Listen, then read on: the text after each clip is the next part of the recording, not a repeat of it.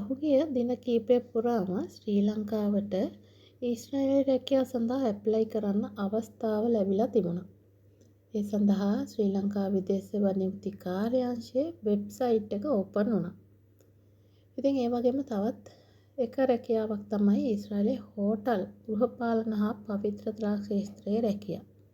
ඉතින් ඒ සඳහා වෙබ් එක ඕපන් වෙන්නට නියමිතව තියෙනවා 2026 4 වෙනි මාසේ 9 වෙනිදා.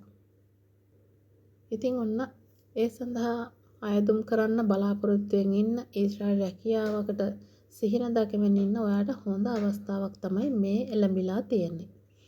හරි, ඉතින් අද ඒ ගැනයි කතා කරන්න යන්නේ. ආයුබෝවන් හැමදෙනාටම සුබම සුබ දවසක් වේවා. ඊශ්‍රායල් සීනය සැබෑ වේවා කියලා ප්‍රාර්ථනා කරනවා. ඒ වගේම ශ්‍රීයන් ඊශ්‍රායල් YouTube channel එකත් එක්ක එකතු වෙලා ඉන්න ඔයාලා හැමදෙනාටම ගොඩක් ස්තුතියි. හැමදෙනාම ගොඩක් ආදරයෙන් පිළිගන්නවා. හරි, ඉතින් අද මේ වීඩියෝ ගැන කතා කරන්න යන්නේ ඊශ්‍රායලයේ හෝටල් ගෘහපාලන හා පවිත්‍රතා ක්ෂේත්‍රයේ රැකියාව සඳහා අවශ්‍ය වෙන මූලික සුදුසුකම් තමයි මම මේ වීඩියෝ ගැන කතා කරන්න යන්නේ. මොකද මේ රැකියාවලට අවශ්‍ය කරන සුදුසුකම් ඔයාලා වේලාසනින්ම දැනගෙන හිටියොත් ඔයාලට ඉතා ඉක්මනින්ම රැකියාව තෝරගන්න ලේසි වෙනවා. ඒ වගේම වෙබ් එක ඕපන් කරපු ගමන්ම ඔයාලට ඇප්ලයි කරන්න ලේසි වෙනවා. ඉතින් තොරතුරු සියල්ලම දැනගෙන ඉන්න එක වඩාත් හොඳයි. මොකද හැමදෙනාම වෙබ්සයිට් එක ඕපන් කරන්න try කරනවා. සමහර වෙලාවට වෙබ්සයිට් එක ඕපන් වෙන්නේ නැහැ. බොහෝ වතාවක් try කරන්න ඕනේ. එතකොට තමයි ඕපන් වෙන්නේ. ඉතින් කොහොම වුණත් ඒ වගේ ප්‍රශ්න මැද්දේ ඔයාට අවස්ථාව කොහොම හරි ලබා ගන්න ඕන වෙන නිසා ඔයා වේලාසනින් මොනවද ඕන කරන සුදුසුකම් කියන එක දැනගෙන ඉන්න එක ගොඩාක් වැදගත් වෙනවා. මොකද වෙබ් එක ඕපන් කරාට පස්සේ ඔයා සුදුසුකම් මොනවද කියලා ඒක බලාගෙන ඒක කියවගෙන වෙලාව අරගෙන ඇප්ලිකේෂන් එක ෆිල් කරන්න යනකොට වෙබ් එක ක්ලෝස් වෙලා ඉවරයි. ඉතින් එහෙම වුණු අය කීප දෙනෙක්ම මට කතා කරලා කිව්වා අයියෝ මම ඇප්ලිකේෂන් එක ෆිල් කරගෙන යද්දිම වෙබ් එක ක්ලෝස් වෙලා සබ්මිට් කරගන්න බැරි වුණා කියලා. ඉතින් එහෙම වෙන්න එපා. ඒක නිසා ඔයාලා මුලින්ම මේ රැකියාව සඳහා අවශ්‍ය සුදුසුකම් මොනවද කියන එක ගැන වේලාසනින්ම බලාගෙන ඉන්න. එතකොට Taman දන්නවනේ මට මේ සුදුසුකම් තියෙනවා.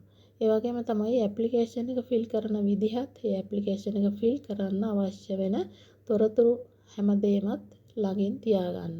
පොත් පෙරලා ඉන්න යන්න එපා. પાස්පෝර්ට් අංකය හොයාගන්න પાස්පෝර්ට් එක පෙරලා ඉන්න එපා. දුරකථන අංකය හොයාගන්න දුරකථනය පෙරලා ඉන්න එපා. මේ හැමදේම විස්තර ටික ඔයා ලියලා තියාගන්න කොලයක. එතකොට ඔයාට ගොඩක් ලේසි වෙනවා ඇප්ලිකේෂන් එක ඉක්මනින්ම ෆිල් කරගන්න. අතන මෙතන හොයා ඉන්න අවශ්‍ය වෙන්නේ නැහැ. ඒක නිසා සූදානමින් ඉන්න, ලෑස්තිලා ඉන්න හැමදේටම. එතකොට ඔයාට ඉක්මනින්ම ඔයාගේ ඇප්ලිකේෂන් එක ෆිල් කරලා සබ්මිට් කරන්න පුළුවන් වෙනවා. ඊළඟට අපි බලමු මොනවද මේ රැකියාව සඳහා අවශ්‍ය වෙන සුදුසුකම් කියලා. හරි, එහෙනම් අපි බලමු මේ හෝටල් ක්ෂේත්‍රයේ රැකියාව සඳහා අවශ්‍ය කරන සුදුසුකම් මොනවද කියලා. ඊශ්‍රායලයේ හෝටල් ක්ෂේත්‍රයේ රැකියාව සඳහා අවශ්‍ය කරන මූලික සුදුසුකම්. 1. වයස අවුරුදු 25ත් 45ත් අතර විය යුතුය. ඔන්න නැවත අහන්න එපා මට 47යි පුළුවන්ද මට 50යි පුළුවන්ද කියලා අහන්න එපා. ඔන්න වයස දීලා තියෙනවා. 2. අයදුම්කරු ශ්‍රී ලාංකිකයෙකු විය යුතුය. ඔන්න ශ්‍රී ලාංකිකයෙක් වෙන්න ඕන මේ රැකියාව සඳහා අයදුම් කරන්න. 3 එක ශ්‍රී ලංකාවේ පිළිගත් ආයතනයක හෝටල් ගෘහපාලනය සම්බන්ධයෙන් අවම වශයෙන් මාස 3ක පාඨමාලාවක් සම්පූර්ණ කර NVQ 3 වන මට්ටමේ සහතිකය ලබා තිබීම. වරහන් ඇතුලේ තියෙනවා NVQ level 3 කියලා. තාවකාලික පදනම මත එම ක්ෂේත්‍රය සඳහා ශ්‍රී ලංකාවෙන් හෝ විදේශ රටක වසරක් හෝ ඊට වැඩි කාල සීමාවක් සේවා පළපුරුද්දක් ලබා තිබීම. එතකොට NVQ සහතිකය තියෙන්න ඕනේ, සේවා සහතිකයක් තියෙන්න ඕන. 4. අයදුම්කරු හෝටල් කළමනාකාරීත්වය සහ අමුත්තන් සමග ඉංග්‍රීසි භාෂාවෙන් මනාව සංනිවේදනය කිරීමට ඇති හැකියාව පරීක්ෂා කරනු ලැබේ. මනා ඉංග්‍රීසි දැනුමක් ඇති අයදුම්කරුවන්ට ප්‍රමුඛතාවය හිමි වේ කියලා තියෙනවා. ඉතින් ඒ කියන්නේ ඔයාලට අනිවාර්යෙන්ම ඉංග්‍රීසි දැනුම අවශ්‍ය වෙනවා. ඒ සඳහා ඕගොල්ලන්ව සම්මුඛ පරීක්ෂණයේදී පරීක්ෂණයකට ලක් වෙනවා. පස්වෙනි එක අවම වශයෙන් වසර 10ක කාල සීමාවක් පාසල් අධ්‍යාපනය ලබා තිබිය යුතුය. ඒ කියන්නේ 10 වසර සමත් වෙලා තියෙන්න ඕන. 10 වසරට ගිහිල්ලා තියෙන්න ඕන. අයදුම්කරු 6 වෙනි එක අයදුම්කරු මින් පෙර ඊශ්‍රායලයේ සේවය කර නොමැති අයෙකු විය යුතුය. ඔන්න ශ්‍රී ලංකාවේ ඔයා ඉල්ලන ඔයා ඊශ්‍රායලයට මීට කලින් ඇවිල්ලා තියෙන්න බෑ. එහෙම අයට මේ රැකියාවට ඉල්ලුම් කරන්න හැකියාවක් නැහැ කියන එකයි කියන්නේ. අයදුම්කරුගේ කාලත්‍රය. ඒ කියන්නේ විවාහක නම් wife නැත්නම් ස්වාමි පුරුෂ husband. දෙමව්පියන් දරුවන් හා සහෝදර සහෝදරියන් ඊශ්‍රායලයේ සේවය කරමින් හෝ පදිංචිව නොසිටිය යුතුය. ඉතින් ඔන්න හැමදෙනාම නැවතත් අහනවා මම මේ ළඟදිත් දැක්කා ඒ සම්බන්ධයෙන් කතා කරලා තියෙනවා තාත්තා ඊශ්‍රායලයේ වැඩ කරනවා නම් පුතාට බැරිද කියලා. ඉතින් අනිවාර්යෙන් දෙමව්පියන් කියලා අදහස් කරන්නේ තාත්තා සහ අම්මා තමයි. ඒකට තාත්තා වැඩ කරනවා නම් පුතාට යන්න හැකියාවක් නැහැ.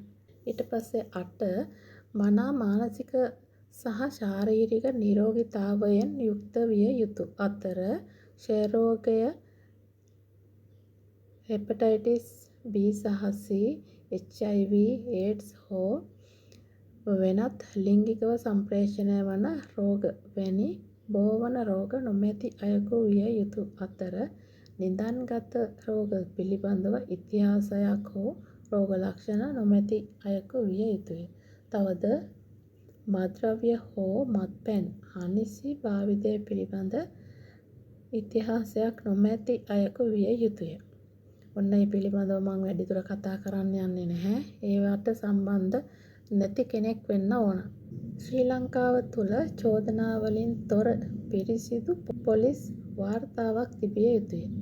අයදුම්කරු මාස 4කට වැඩි කාලයක් විදේශගතව සේවය කර ඇතනම් එම සේවය කළ රටෙන් චෝදනා වලින් තොරව සේවය කළ බවට සඳහන් පොලිස් වාර්තාවක් සාක්ෂියක් ලෙස ඊශ්‍රායලයේ පාර්ශවය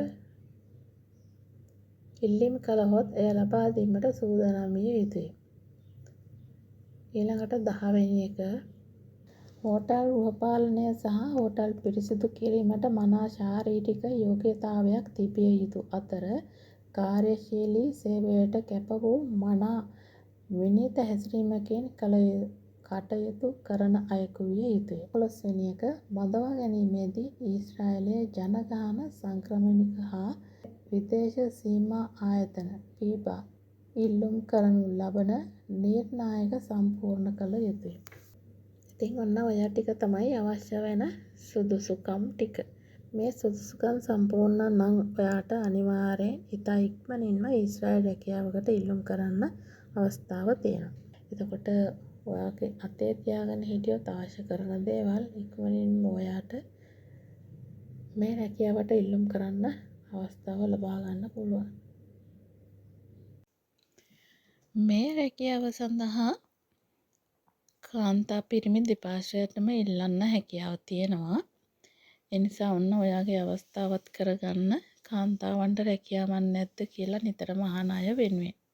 ඉතින් මේ වගේ නිවැරදි තොරතුරු නැවතත් ඔයාලට ඉක්මනින්ම අරගෙන එනවා. රැඳිලා ඉන්න ඔයාලා හැමදෙනාටම ගොඩක් ආදරේ, ගොඩක් ස්තුතියි. ඔයාලා හැමදෙනාගේම ඊශ්‍රායල් සිහිනය සැබෑ වේවා, ජයම වේවා කියලා ප්‍රාර්ථනා කරනවා. බුදු සරණයි, ජේසු පීඨයි. පරිස්සමෙන් ඉන්න.